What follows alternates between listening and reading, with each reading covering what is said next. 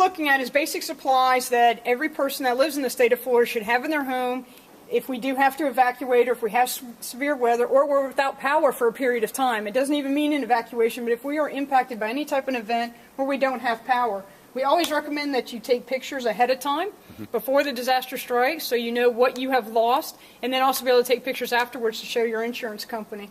Certainly have a sleeping bag and bedding if you have to evacuate to a evacuation shelter, that you have those ready. Entertainment.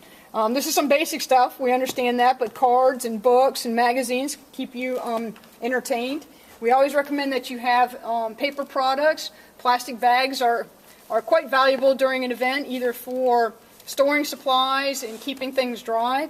Your personal items, we always say the number one thing that people forget to bring to the EOC when they come here is a toothbrush and toothpaste, so always put that in your kit first. A gallon of water per person per day.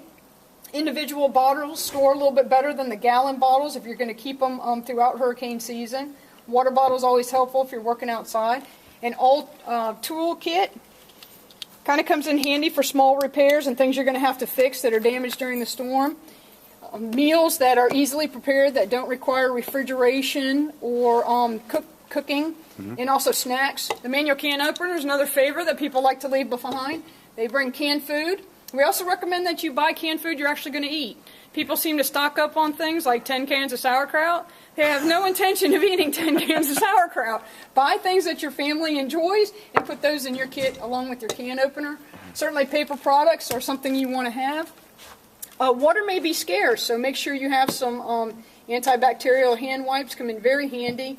Prescriptions is another number one thing people forget when they evacuate. We saw that during the 98 wildfires. They showed up. They did not bring their prescriptions with them, so make sure you have that. Bug spray, anytime we have an event that involves water, the next to come are mosquitoes and gnats.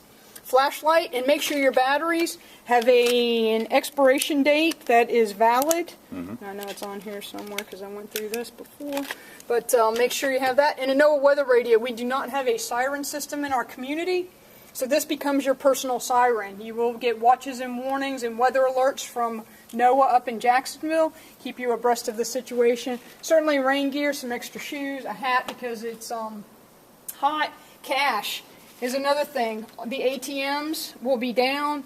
Debit cards are very popular now. People just don't open their wallets and pull out cash. All those things are going to be disrupted.